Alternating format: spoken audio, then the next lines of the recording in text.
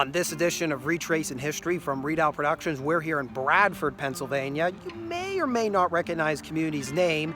It is the home of two major manufacturers of lighters, manufacturer of knives. Bradford is the home of the Zippo lighter manufacturer, as well as the home of the Case knife manufacturer.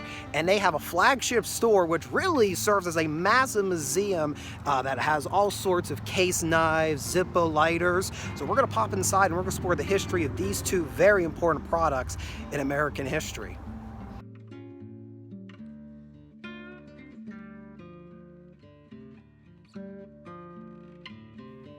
Zippo lighters are many things.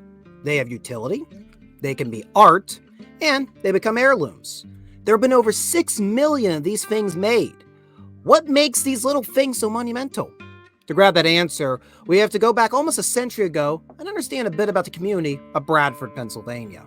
When you get to the northwestern part of Pennsylvania, you aren't going to find much other than trees. But under the ground lays a large deposit of oil. Bradford found itself an industrial oasis of sorts at the turn of the 20th century. It sat at the heart of the nation's first billion-dollar oil field, with railroads crisscrossing in and out of the region to carry the oil to market. Bradford's oil boom encouraged an industrial complex to grow that was atypical to the wilds around it, encouraging many other businesses to set up shop in Bradford. This included the W.R. Case & Sons Cutlery Company, which moved to Bradford from upstate New York in 1905. Regardless of who you were, everyone depended on lumber in some capacity for their business to grow in Bradford. The leading lumber operation in the area was the Standard Lumber Company, who operated 13 factories throughout the region. One of its leading figures was Philo Chase Blazedale, who also established the Blazedale Machinery Company in town in 1903. The Blazedale family name, including Philo, his wife Sarah, and their 4 children. The youngest was a son born in 1895 by the name of George.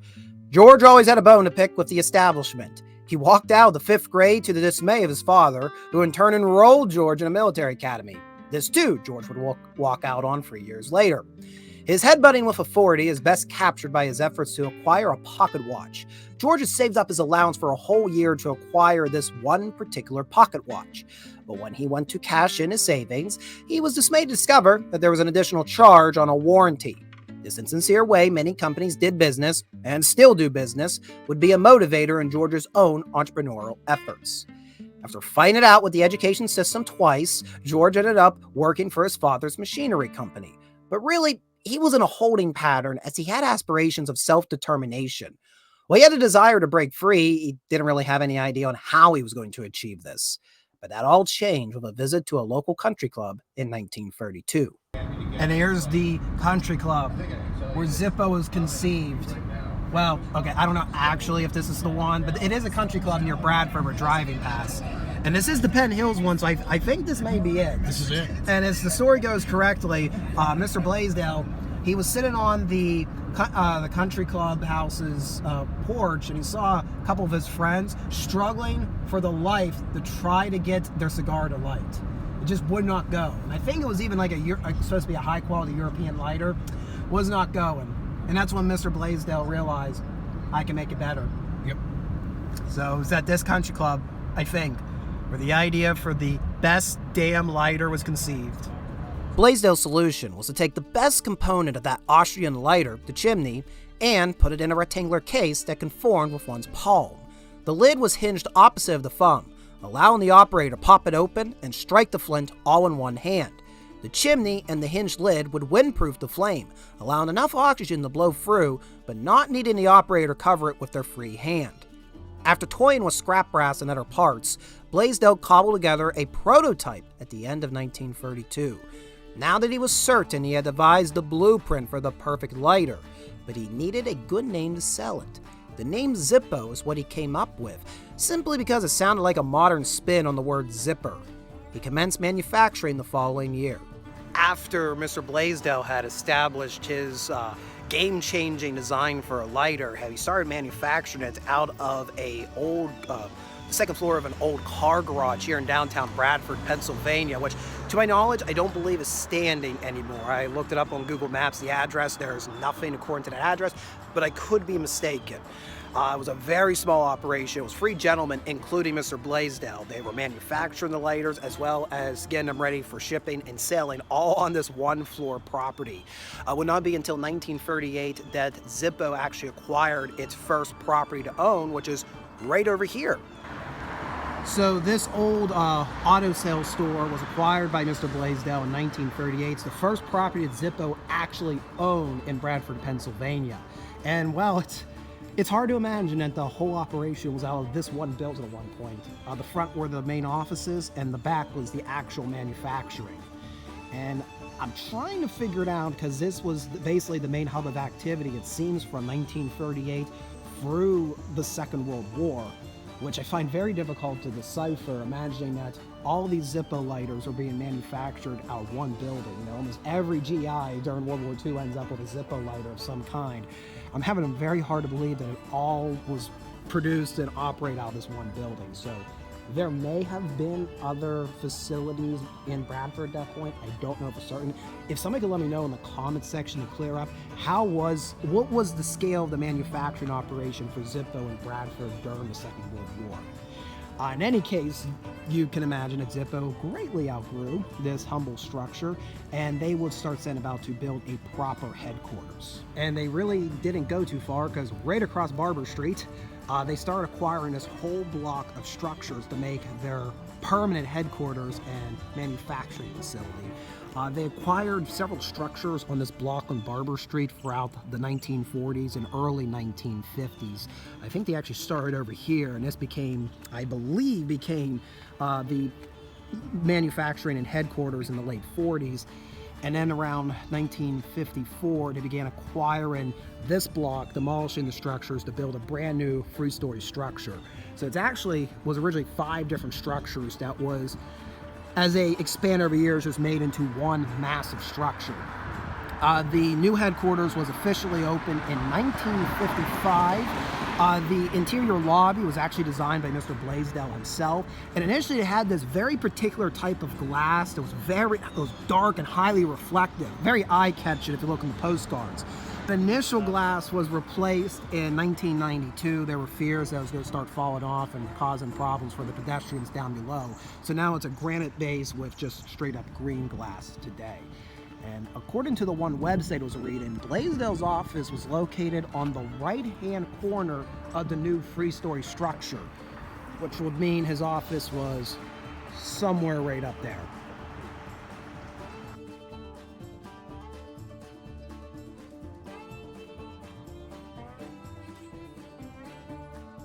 By the 1960s, most of the manufacturing was moved to Congress Street here in Bradford, where the manufacturing facilities still are today.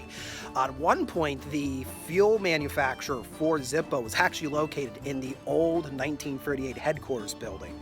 And the 38 headquarters building, keep in mind, right across the street from the main headquarters. This is still used today by Zippo for storage of various goods. All right, we're gonna do the speed run tour of the Zippo manufacturing. We gotta get to other places. But hey, there's a Zippo sign up ahead. Yep, there's the museum. Yeah, the lovely museum, flagship store. It was awesome. Highly recommend. I recommend. You can see it there. Worth the 3-hour drive. Yes, worth the 3.5-hour drive. And then here we are. These are some of actual Zippo's facilities here on Congress Street today.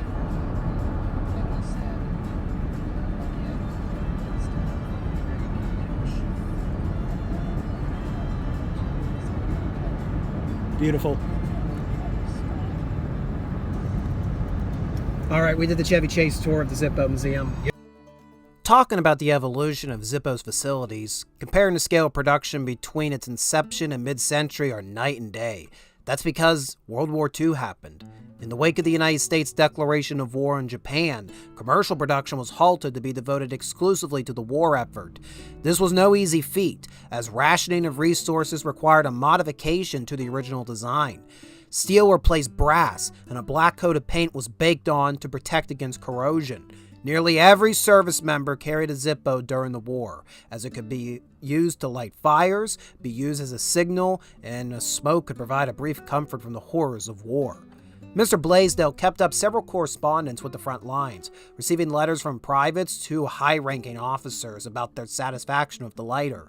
The Zippo Case Museum proudly displays a series of letters exchanged between Blazedale and famed war correspondent Ernie Powell. Powell was known to gift a Zippo to the service members he interviewed, initially at his own expense, but eventually Blazedale gifted whole boxes. After Powell was killed during the Battle of Okinawa, Blazedale gifted the crew of the USS Cabot lighters that were marked in honor of the fallen correspondent.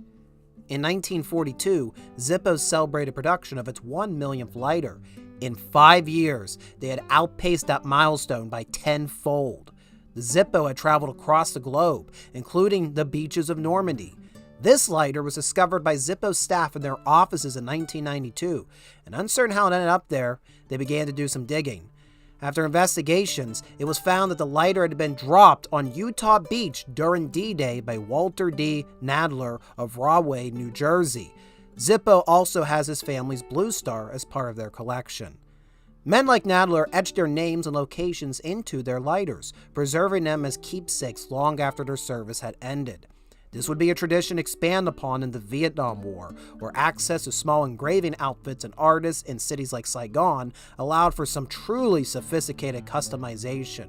Zippo lighters continue to be a staple of the equipment carried by America's military to this day. In 2005, Marine Light Attack Helicopter Squadron 775 placed an order for 200 lighters with their logo just 4 weeks before deployment to Iraq. Zippo officials prioritized this order to ensure the squadron received them on time. To thank them, the squadron gifted a flag flown while on duty in Iraq that would later be flown in front of Zippo's headquarters. The art of engraving a Zippo lighter is not a distinct thing to military service. One of the earliest examples of a business ordering branded lighters was Bradford's own Kendall Oil Company in the late 30s. Following World War II, the practice of Zippos to advertise became widespread. Everything, and I mean everything, has found its way onto a Zippo lighter. A great example is through the myriad of musical acts that have had their icon emblazoned on the lighter. For many years, you couldn't go to a rock concert without everyone breaking out their lighter to salute their favorite artist. The idea of this Zippo moment sort of continues today, but now it's all smartphones instead of lighters. The first officially licensed property to be put on a Zippo lighter was in fact the King of Rock and Roll, with Elvis Presley entering Zippo's lineup in 1987. Zippo has had a colorful history of their own advertising efforts. While so many entities have used their lighter for promotion, Zippo went as far as to modify the cab of a brand new 1947 Chrysler Saratoga into 2 8-foot-tall lighters. Technically, it's 12 foot tall if they have the lighters open. The Zippo car traveled the continental United States into the 1970s when it disappeared. No, really. The car was sent to a Pittsburgh auto shop for repairs, and Zippo never heard back from them. By the time Zippo sent representatives to investigate, they found that the auto shop was no longer in business and the car was gone. In 1998, Zippo would reveal a replica car that had picked up where the original left off. Now, at the time we visited Bradford, the Zippo car was not on display, likely being at a promotional event. But it was not the only car that Mr. Blazedale had. And just across from the headquarters, they got this small garage set up with Blaisdell's actual 76 Cadillac Fleetwood. There's a little bit of a history over there. I'll try to read as best I can. George Blaisdell, Zippo founder, loved cars, especially sport cars. Among his favorites was the famous 1947 Zippo car and his 76 Fleetwood, which is over here.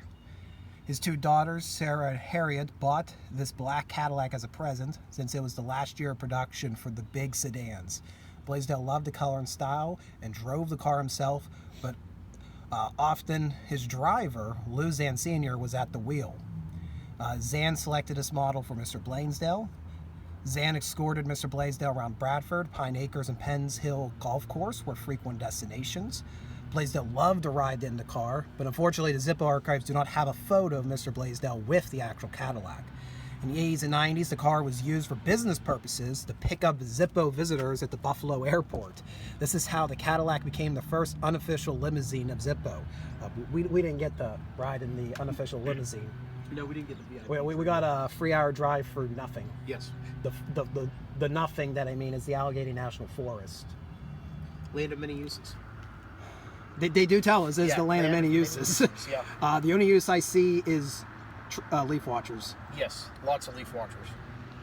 Too many. Today, the car is on display on Barber Street next to its older or more famous stablemate, the 47 Zippo car, which actually is not in here at the moment. They must be at an event. So it must be at a promotional tour. But we do have over here this lovely Zippo Jeep. Yeah, Zippo Jeep over here, which also promotes. Interesting.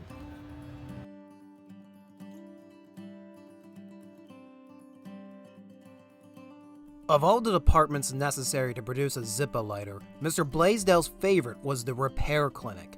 To this day, it puts the lifetime guarantee of a Zippo's longevity to the test. For free of charge, any customer can mail their lighter to the repair clinic in Bradford to be returned to operation. Not every Zippo can be saved. In the front of the repair clinic, which is located within the museum and flagship store, several cases display the limits of the lighters. Obviously, a train will win over a Zippo, but I'm perplexed at how one got fed into a silage chopper. It's also through the repair clinic that the company has received feedback on how their design could be perfected further. The most notable change in the function of the Zippo came in 1946, when Mr. Blaisdell was informed of a widespread issue with the flint wheel. He ceased production at once until a solution could be found. The result was a change in the orientation of the teeth on the wheel, an alteration that reportedly cost $300,000. But the result would be the flint wheel that we are still using today on all Zippo lighters. Mr. Blaisdell passed away in October of 1978, yet the company established still continues to grow. So much so that in 1993, Zippo acquired ownership of a fellow Bradford manufacturer, Case Knives. Cases to knives what Zippo are to lighters. Some of their knives require up to 160 different fabrication processes to achieve their durability.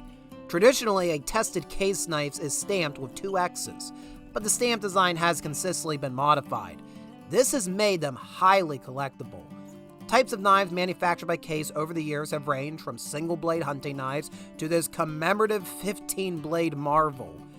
Case took part in both world wars, providing a wide range of sharp instruments necessary for survival on the front lines. Perhaps their most famous contribution to the military came in World War II by manufacturing the F-42 stiletto carried by the Devil's Brigade. But even the smallest of these products has left a lasting impact. This folding pocket knife was mailed to the company in 1984. Its owner claimed to have acquired it in the late 30s, and the knife had been present at both the invasion of Normandy and in Vietnam. Now, the stewards of these two legacies, the Zippo family of businesses, experimented with a museum in '93. It proved a major attraction, but its original space too small.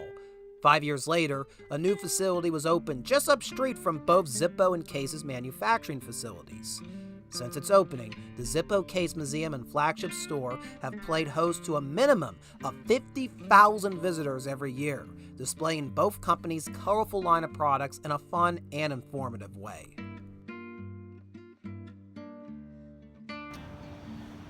Of course, we weren't going to leave Bradford without getting our own Zippo lighters, and I thought it would be pretty humorous of the historian in me to pick up this one. This Zippo lighter case has the cover of the Images America book about Zippo manufacturing, and it was actually the front of this very headquarters, right over here. Zippoception, as I like to call it. And yep, here we are doing our salute. This dude's been practicing his Zippo lighting all weekend. Yep. Look at that. He's saluting the manufacturer. Capitalism, the journey. It really is. Yeah, it really is capitalism, the journey. Here's the Zippo for almost a century giving us lighters. Giving us the best damn lighter in the world.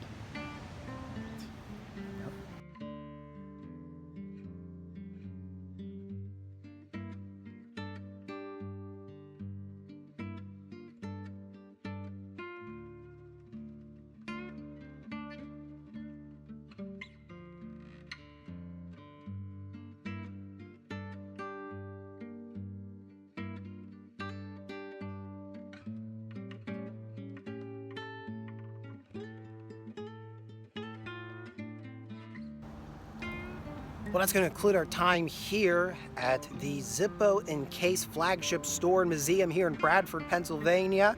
Much bigger than I was expecting. A lot of history to dive into, especially you don't expect a lighter to have a very important tie to military history, let alone other aspects of a country's history. But Zippo as well as Case definitely have that in spades. So definitely enjoyed my time here. And oh yeah, I loaded up on Zippo lighters and Zippo products. Don't believe me, I wasn't going to miss the opportunity to buy some really cool designs and lighters here at the store. If you enjoyed this video, be sure to hit the like button down below. If you want to follow us on future adventures like this, consider subscribing here to Readout Productions. And if you want to go the extra mile in support of me, you can go to our Ko-fi page and join our membership program, the Garrison. And it's actually support from the Garrison that allowed us to come out on this trip. Your funds paid for our coffee to wake us up in the morning, as well as the gas that is fueling our car. Well, thank you for watching. We'll see you next time.